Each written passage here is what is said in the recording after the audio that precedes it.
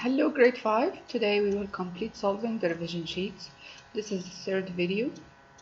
In the previous video we have finished until page 9, so today we will start from page 10 and question 4 match. Match each definition to the correct vocabulary term. In letter A, solid material in Earth's crust that has a crystal form. Which of these solid and they found in the Earth's crust and they have crystal form? We have to take care of this word because minerals and rocks, both of them are solid and both of them found in the Earth's crust. But the difference between them that a mineral has a crystal form. So mineral will be letter A. So in here we will write letter A. Question B, remains or traces of animals or plants. As we said before, anything that left from animals or plants are fossils. So remains or traces of animals or plants are fossils. C, natural solid. Something is natural and that is made of one or more minerals. Made of minerals, so this would be rocks. So letter D, rock formed when rock particles are cemented and later harden. The rock that form from small particles, we call them sediment, and when they stick together or cemented together, they form a sedimentary rock. So this will be letter D. So now let's move to the next question. Match also question 5. Here also we will do the same, match each definition with the kind of rock it describes. So here we have the three main types of rocks: igneous, metamorphic, and sedimentary rock, and we have three sentences, and each sentence describes how a rock forms. In question 5, which one formed when sediment or seashells are deposited and cemented? As we said before, that the type of rock that formed from sediments is sedimentary. Yeah, so 5 will be C. Question 6, formed when molten rock cools. Which kind of rock formed from melting rocks that cool and harden? This is igneous rock. Yeah, so it will be letter A. Question 7, formed when temperature and pressure alter, it means a change the rock. Any kind of rock formed by temperature and pressure, this will be metamorphic rock, letter B. And now let's go to the next question, question 6, short answer. In first question, what are some ways in which minerals are classified?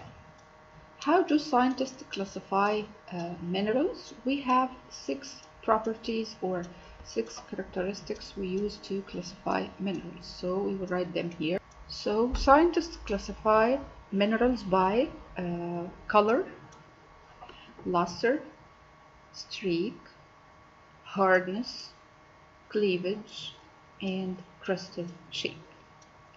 So these are the 6 properties that scientists use to classify minerals. Next question, question 2.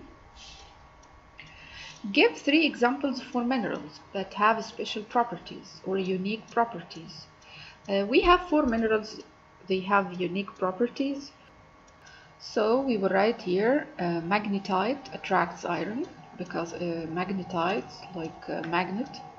Fluorite, glowing under certain light, it glows and gives light.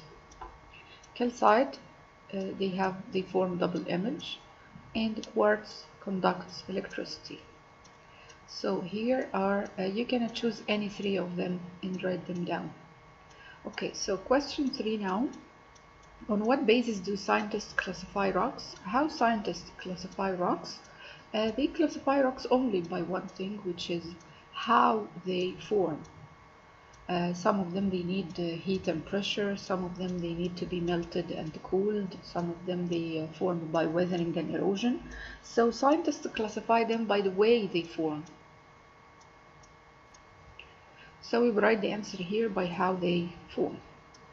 Okay, so now let's go to the next page, next question. So in this question, use the following classification table, answer questions. In this table we have 4 minerals. We have talc, fluorite, feldspar, and quartz.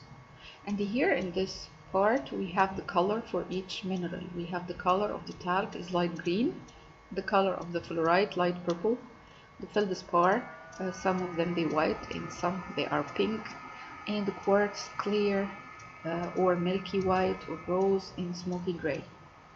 Here also they give us the color of the streak. When we make the streak test for each of these minerals, we have these colors. Talc gives white streak, fluorite gives white also streak, feldspar gives white streak, and quartz none. They don't have a streak. The hardness, the value for hardness for each mineral. Talc has hardness 1, fluorite has hardness 4, feldspar hardness 5, and quartz hardness 7. So the softest one here will be the talc, which is the lowest value. So in the question part A, a mineral samples has a white streak. So this mineral has white streak, so it can be talc or fluorite or feldspar, and it's so soft that it can be scratched by your fingernail, and your fingernail has hardness value 2.5. Identify the mineral and tell how you know. We need to know from these minerals which one you can scratch it by your fingernail, and your fingernail has hardness 2.5. So of course your fingernail will not scratch fluorite 4 because it has more hardness.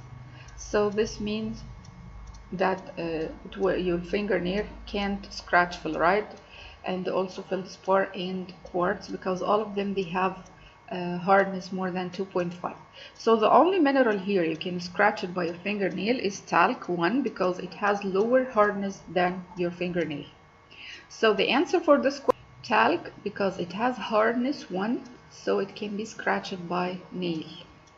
So it has lower hardness than your nail. In part B, a mineral is white and it can't be scratched by the mineral, orsoclase. And the orsoclase has hardness 6. So identify the mineral and tell how you know. So in this mineral, it has hardness 6, cannot be scratched by orsoclase. Let's see. Fluorite is 4, so it will be scratched by orsoclase because it's less than 6. Feldspar also can be scratched by 5. But the only one cannot be scratched by orsoclase is quartz, because it has hardness 7, which is higher than 6. So in this case, orsoclase cannot scratch quartz because it has lower hardness than the. So the answer quartz, because it has hardness 7, so it can't be scratched by orsoclase. Let's move to the next page and the next question. Match, question 7, match. We have here column A and here column B, and we have to read each sentence and choose one of these letters. So let's start with question 1. Rock that forms when small grains or small pieces of rock are pressed together and become cemented, and this is sedimentary rock. So letter E. Question 2 describes how minerals reflect light. The way the mineral reflect light is called, do you remember? Yes, it's called luster. So letter D. Which kind of rocks need to be melted first and then cooled? Yes, this is igneous rock, letter C. Okay, let's move now to question 4. The continuous process by which one type of rock changes into another. Do you remember which diagram shows us how one rock changes to another kind of rock? This is called grade 5. This is called rock cycle. So it will be letter H. Yes. And now question 5. A mineral's ability to resist being scratched. The ability of the mineral to resist scratching, yes, this is called hardness. Question 6. Rock changed by high heat and great temperature, great pressure. Yes, the kind of rock that needs heat and pressure, this is metamorphic rock, letter F. Question 7. The color of the powder left behind when you rub a mineral against a white tile. When you try to rub the mineral over something white, something rough, we call this streak test. Yeah, so this will be letter A. Question 8. The way a mineral breaks, this called cleavage. And now let's move to the next question, complete. In this question we have the rock cycle. This is a diagram of the rock cycle, and we have to find out each letter from this letter represents what. So here we have the three main types of sedimentary rocks: metamorphic rock and igneous rock. In which of them will it change sedimentary into sediment and change metamorphic rock into sediment? What here can break down sedimentary rock and metamorphic rock and change them into sediments? So letter A will be for heat and pressure. Heat and pressure will change sedimentary into sediments and metamorphic to sediment, or cooling and hardening, or weathering, or melting. Yes, the answer will be weathering. Weathering is a process by which rocks break down to smaller pieces by wind, by water. So the thing that will change sedimentary into metamorphic into sediment by weathering. So weathering will be letter A.